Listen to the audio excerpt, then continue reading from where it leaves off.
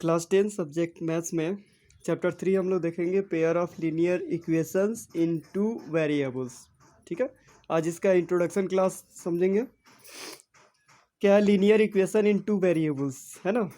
N equation of the form a x plus b y plus c equal to zero where a b and c are real numbers such that a and b are not both zero is called a linear equation in two variables. ठीक है, जो equation a x plus b y plus c के form में होते हैं, plus सी बराबर zero के form में होते हैं, उसको हम लोग क्या बोलते हैं, linear equation in two variables, ये सब कंडीशंस के साथ। ठीक है, तो ये डिफिनेशन है, ध्यान में रखेंगे। As for example 2x plus 3y plus 5 equal to zero. Second example √2x plus 5y plus √3 equal to zero. ठीक है, इसमें रेशनल भी है और इरेशनल भी है। ठीक है, इसलिए इसको हम लोग क्या बोले हैं, रियल नंबर्स। ठीक है, आगे समझेंगे लोग क्या, pair of linear equation in two variables. ठीक है, तो टू लीनियर इक्वेशंस है ना, two linear equations in same two variables है ना, x and y are called pair of linear equation in two variables. वैसे दो लीनियर इक्वेशन लेते हैं जिनमें दोनों इक्वेशन में सेम वेरिएबल हो, एक्स एंड वाई, उसको हम लोग क्या बोलते हैं, linear pair of linear equation in two variables. जैसे कि a1x plus b1y plus c1 equal to zero, a2x plus b2y plus c2 बराबर जीरो। ये क्या हो गया, जनरल फॉर्म हो गया pair of linear equation in two variables के। Where a1 a2 b1 b2 c1 c2 are real number such that a1 square plus b1 square is not equal to zero, a2 square plus b2 square is not equal to zero, ये conditions के साथ। ठीक है, तो ये definition हो गया, इसको समझ लेंगे। उसके बाद हम लोग यहाँ पे आगे पढ़ेंगे कि किसी भी पेयर ऑफ लीनियर इक्वेशन को दो मेथड्स से हम लोग सोल्व करते हैं। ठीक है, पहला मेथड क्या है, ग्राफिकल मेथड हम लोग समझेंगे। सेकेंड मेथड हम लोग क्या समझेंगे, अलजेब्रिक मेथड। ठीक है, तो समझते हैं ग्राफिकल मेथड। ग्राफिकल मेथड में एग्जांपल्स के थ्रू इसको समझेंगे, जैसे कि a1x plus b1y plus c1 equal to zero, a2x plus b2y plus c2 equal to zero. दो इक्वेशन हम लोग लेंगे और इन दोनों इक्वेशन में क्या करेंगे कि इसके जितने इसके कोफिशिएंट का जो रेशियो है और कांस्टेंट टर्म का जो रेशियो है, इसको हम लोग निकाल करके बताएंगे कि हाँ इसमें किस तरह के लाइंस बनेंगे, क्या उसके सॉल्यूशंस होंगे। तो चलिए इसके रेशियो हम लोग कंपेयर करते हैं। जैसे कि a1/a2 अगर बराबर नहीं हो b1/b2, तो उसमें कौन से कंडीशंस होते हैं, कौन से लाइंस होते हैं, तो ये कैसे हम लोग निकालेंगे। तो देखिए इसको एग्जांपल के थ्रू हम लोग समझेंगे। क्या है, 2x plus 3y plus 4 equal to zero, 3x plus 4y plus 9 equal to zero. इसमें देखें हम तो a1 के जगह पे क्या है 2 और a2 के जगह पे क्या है 3, तो a1/a2 क्या मिलेगा हमको 2/3, और b1/b2 निकाले तो 3/4, b1/b2 3/4 मिला। देखेंगे दोनों आपस में बराबर नहीं है तो लिखेंगे a1/a2 is not equal to b1/b2। ठीक है, इसलिए यहाँ पे हम लोग लिखते हैं क्या कि if a1/a2 is not equal to b1/b2 हो तो ये किस टाइप के लाइंस होते हैं, तो इंटरसेक्टिंग लाइंस है ना।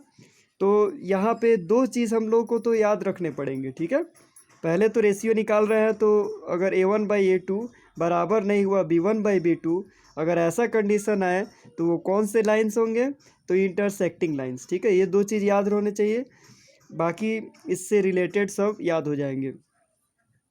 तो यहाँ पे ये लाइंस कौन से हुए, इंटरसेक्टिंग लाइन हुए।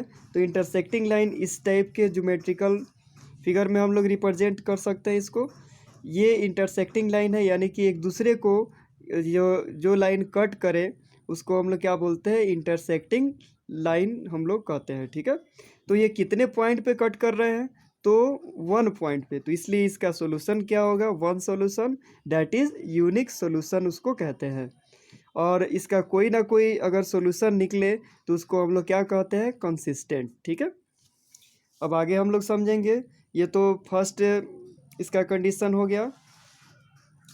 सेकेंड कंडीशन में हम लोग समझेंगे कि इफ़ A1/A2 बराबर हो B1/B2 लेकिन C1/C2 आपस में बराबर नहीं हो तो हम लोग क्या करेंगे।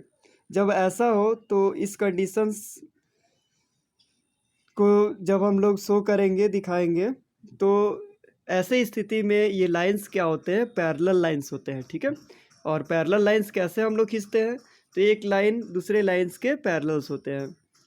तो ऐसे स्थिति में हम देखें कि इसके सॉल्यूशंस कितने होंगे। तो देखिए ये दोनों लाइंस किसी पॉइंट पे कट कर रहे हैं क्या, तो ये दोनों लाइंस आपस में कहीं भी किसी पॉइंट पे कट नहीं कर रहे हैं, तो इसलिए इसके सॉल्यूशंस अगर लिखने हो तो क्या होंगे, नो सॉल्यूशंस, इसका कोई सॉल्यूशन नहीं आएगा। जब इसका किसी का कोई सॉल्यूशंस अगर नहीं आया तो उसको हम लोग क्या बोलेंगे, ऐसे कंडीशन में इनकंसिस्टेंट। ठीक है, उसके बाद हम लोग इसका थर्ड कंडीशन समझ लेंगे कि इफ़ A1/A2 अगर तीनों का रेशियो अगर आपस में बराबर हो जाता है तो वैसे लाइंस को हम लोग क्या बोलते हैं, कोइंसिडेंट लाइंस। ठीक है, कोइंसिडेंट लाइंस कैसे होते हैं, तो एक लाइन अगर हम लोग खींचे तो दूसरा लाइन इसी के ऊपर से ये क्रॉस करेगा। ठीक है, तो इस तरह के लाइंस क्या कहलाते हैं, कोइंसिडेंट लाइंस कहलाते हैं। ठीक है, जैसे कि ये तीनों रेशियो आपस में बराबर है, तो इसको हम लोग दिखाने के लिए अगर एग्जांपल्स ले तो कुछ इस तरह से एग्जांपल हम लोग लेके दिखा सकते हैं। जैसे कि 2x हो गया plus 3y plus 4 equal to 0, 4x plus 6y plus 8 equal to 0। तो A1/A2 अगर निकाले तो 2 क्या आएगा, रेशियो हमारा कट के 1/2। B1/B2 निकाले तो 3/6 B1/B2, तो क्या आएगा 1/2। C1/C2 निकाले तो 4/8 क्या आएगा 1/2। तो इस तरह से हम लोग देख रहे हैं कि तीनों का रेशियो बराबर हो गया। तो इस तरह से हम लोग ये कह सकते हैं जब तीनों का रेशियो बराबर हो जाए तो क्या कौन से लाइंस होते हैं, कोइंसिडेंट लाइंस होते हैं। ठीक है, कोइंसिडेंट लाइंस जब हो तो इस टाइप के लाइंस होंगे, तो यह याद रखने होंगे और ये लाइंस याद रखने होंगे। तो ये रिप्रेजेंटेशन हम लोग ऐसे करते हैं। तो ये कितने पॉइंट पे कट कर रहे हैं, हम लोग देख रहे हैं कि ये बहुत सारे पॉइंट पे कट कर रहे हैं, इसलिए इसको लिखते हैं इनफाइनाइटली मेनी सॉल्यूशन। और जब इसके सॉल्यूशंस हैं तो इसको हम लोग क्या कर लिख सकते हैं, कंसिस्टेंट। ठीक है, सिर्फ एक ही कंडीशन में हम लोग इनकंसिस्टेंट लिखेंगे, जब उसके कोई सॉल्यूशंस नहीं हो। ठीक है, तो ये हम लोग के पास अगर दो लाइंस मिल जाए तो किसी भी प्लेन में अगर समतल में हमको दिखाना पड़े कि ये दोनों लाइंस को कितने टाइप से हम लोग ड्रॉ कर सकते हैं, पहला तो इंटरसेक्टिंग लाइन, दूसरा क्या होगा पैरेलल लाइंस, और तीसरा क्या होगा कोइंसिडेंट लाइन। तीन ही टाइप से हम लोग रिप्रेजेंट कर सकते हैं, इसलिए हम लोग ये 3 कंडीशन हम लोग इसको समझे हैं। ठीक है, अब हम लोग पढ़ेंगे इसका सेकेंड मेथड। सेकेंड मेथड क्या है, अलजेब्रिक मेथड।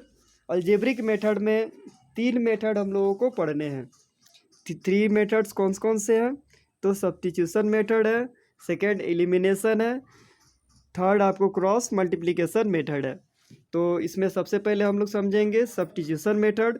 सब्स्टिट्यूशन मेथड में क्या करेंगे, इसके लिए हम लोग क्या करेंगे, 2 इक्वेशन लेंगे, एग्जाम्पल के थ्रू इसको समझेंगे। x plus y equal to 16 first equation हो गया, x minus y equal to 4 second equation हो गया। इसको हम लोग सोल्व कैसे करते हैं, इसका बनाने का नियम ये है कि सबसे पहले क्या करेंगे, इक्वेशन 1 को ले लेंगे, 1 से क्या करेंगे, 1 से x या y का मान निकाल करके वैल्यू निकाल के 2 में रखेंगे, और 2 में रखने के बाद क्या करेंगे, जो भी आएगा उसको 3 में रख देंगे, तो हमारा प्रॉब्लम टोटल सोल्व हो जाएगा। चलिए ठीक है, फिर इसको समझते हैं आगे। 2 इक्वेशन हमने क्या ले लिया कि x plus y equal to 16, x minus y equal to 4। From equation 1 हम लोग लिख सकते हैं, फ्रॉम इक्वेशन 1, इक्वेशन 1 क्या है, x plus y equal to 16, तो हमने लिख दिया x plus y equal to 16। तो यहाँ से हम लोग कह सकते हैं कि y equal to 16, x plus में है तो इधर जाके क्या हो जाएगा, माइनस में। ये जो आया इसको हम लोग मान लेंगे क्या, इक्वेशन 3 मान लेंगे। अब यहाँ से क्या करेंगे, हमारा क्या मान, किसका वैल्यू निकल गया, y का, तो y का वैल्यू जो निकल गया तो लिखेंगे यहाँ पे putting the value of y in equation second. जब y का वैल्यू क्या निकला हमको इक्वेशन 1 से निकला, तो हम क्या करेंगे, इसको हम 2 में रखेंगे। तो 2 हमारा क्या है equation, x minus y equal to 4। तो यहाँ पे हम लोग लिख लेंगे x minus y equal to 4।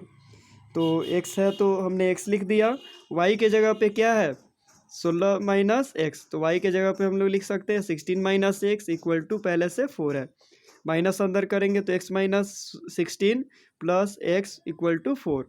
X और एक्स क्या हो जाएंगे 2x, और 16 इधर जाके प्लस हो जाएगा, तो 2x इक्वल टू 16 प्लस 4 क्या हो जाएगा 20। तो x इक्वल टू क्या हो जाएगा 20 डिवाइडेड बाई 2। तो क्या मिलेगा हमारा, x का वैल्यू मिलेगा 10 के बराबर।